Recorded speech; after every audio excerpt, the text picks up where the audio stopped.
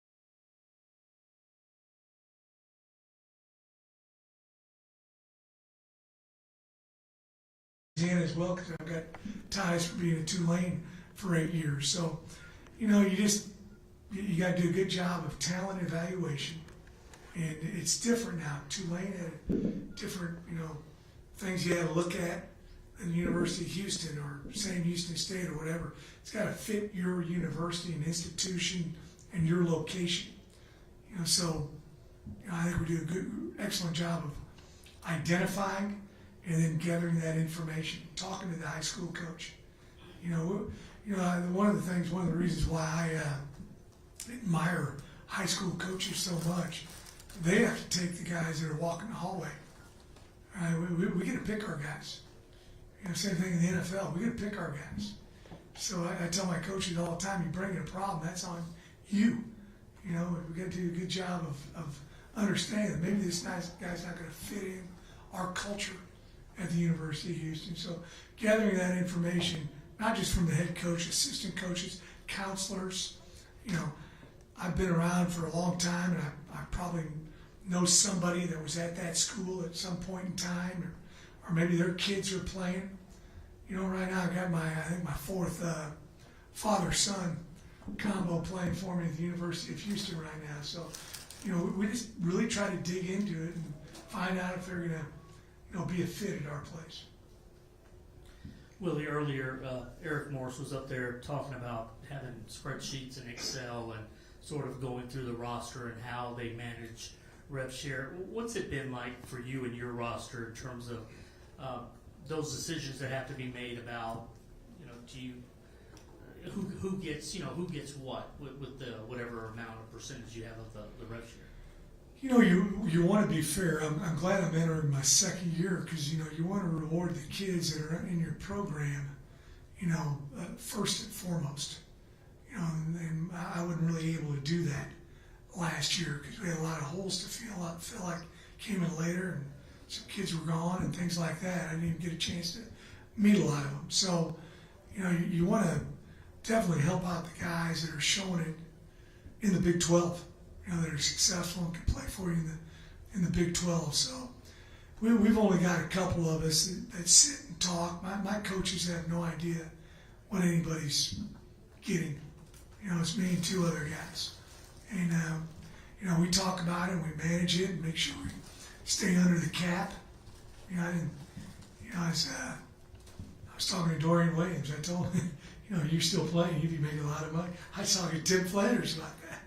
At Sam Houston State, you didn't have to do this stuff, you know, years ago, but now you do, and you just got to make sure you're as fair as you possibly can, and then you also got to do a good job positionally.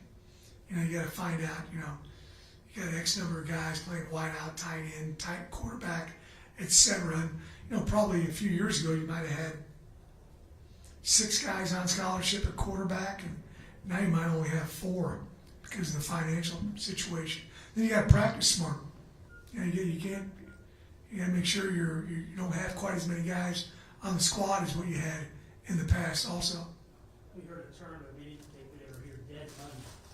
That's something where you have to be careful about guys that may go as freshmen, or maybe somebody who's not contributing as much. no, you're exactly right. You know, you bring a guy in and he doesn't play for you. That money is used for development of the student athlete, and you got to understand that when you're recruiting an incoming freshman. You know, so that's very important. And, you know, it's not going to change. It's going to be more difficult for an incoming freshman to come in and start and make a huge impact his first year. You get a guy who can do that. He's a really, really special player. So you got to understand when you're looking at all this, you know, when you're figuring out your roster and how you're giving out money. Hey, this guy's a freshman, and it might take him a couple of years to show us exactly what he can do. Last question. Greg Lucas, San Antonio Express. Coach, you've talked a lot about the rev share and managing it, but overall, do you see this as a positive development for the sport? Are you in a better place? Yeah, I think it is. I think everybody's interested in it right now, and I've been, last year or 2 years ago, I've been talking about my squad and talking about the portal, the rev share, and all that stuff that we're talking about right now. I just think what needs to, the number one thing that needs to happen is we got to go down to one portal. That has got to happen, and hopefully that's going to happen this year. You know, it's just, and I think it'll be great for the universities, and I think it'll be really good for the student athletes. You know, it's, when I talk to kids, and I recruit them from the high school level, I said, hey, this is a 4-year decision. If you're wanting to come here and you have a little bit of adversity and you want to book and go someplace else, don't come here. I don't need that. I want to develop you. I want you to fight through adversity like you have to do in the real world. And most of the kids and parents really understand that, because I want it to be a 4-year decision. I did not want it to be a 1-year decision. I want to have some stability in our roster year after year after year. Yeah, you're going to supplement it with the portal, but I'd rather supplement it with incoming freshmen from the great state of Texas. Good. Thank you all.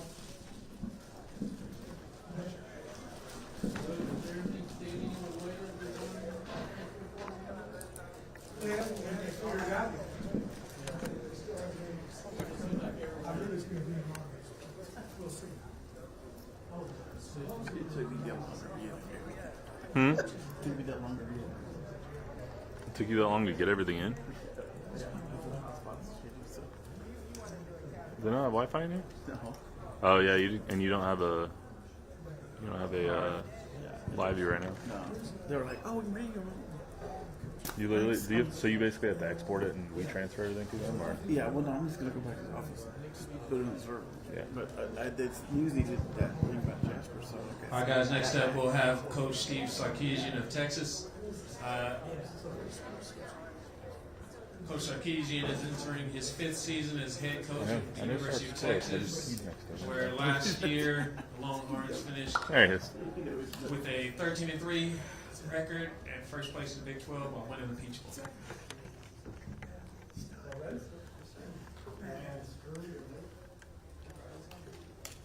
And we'll start off with an opening statement from Coach, and then we'll open it up to questions.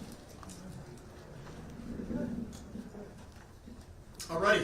I say this every year, and I really mean this. Like this, from last week being at SEC Media Days, then coming here for Coaches School, it's just kind of like the kickoff to the season for us. So it's always exciting to see a lot of familiar faces now, 5 years into this, and the coaches that had great years last year, the teams had great years getting recognized by the Texas High School Coaches Association for all the work that they had, success they had last year.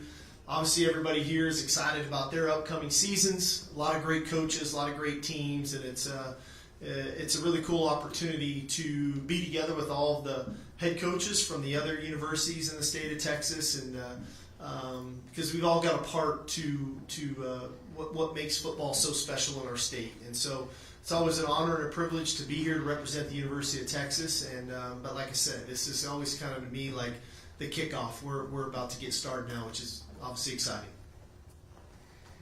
Mike Craven, Dave Campbell's Texas Football. 20 commitments right now, 10 of them from Texas. I know you've talked about recruiting becoming more and more national. How do you kind of balance your locality and building a team and then the relationships kind of in this building right now with how you go about recruiting? Yeah, it's always a challenge. I was just looking at something here. We've had 23 draft picks the last 2 years, which is the most in the country. And we had 11 2 years ago and 12 this year. Of those 23 players drafted, 19 of those players are from the state of Texas. We had 9 2 years ago get drafted from the state of Texas, and we had 10 this year get drafted from the state of Texas. So this is vitally important for us and our ability to recruit our state.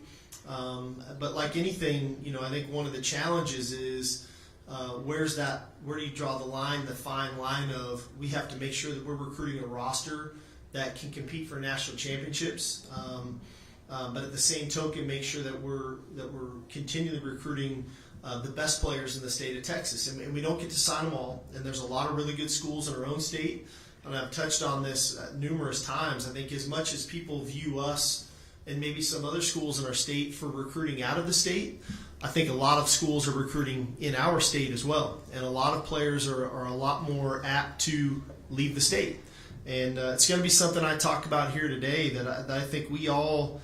And I'm going to praise all the programs because really what Coach Elko is doing at A&M, what Rhett has been doing at SMU, the commitment, obviously, what Joey is doing at Tech, what Dave Aranda has been doing at Baylor, the track record of Willie, of the success he's had. Houston's going to get going. There's so many great programs in our state.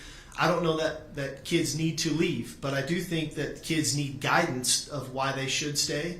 And there's a lot of advantages to that, which I won't get into.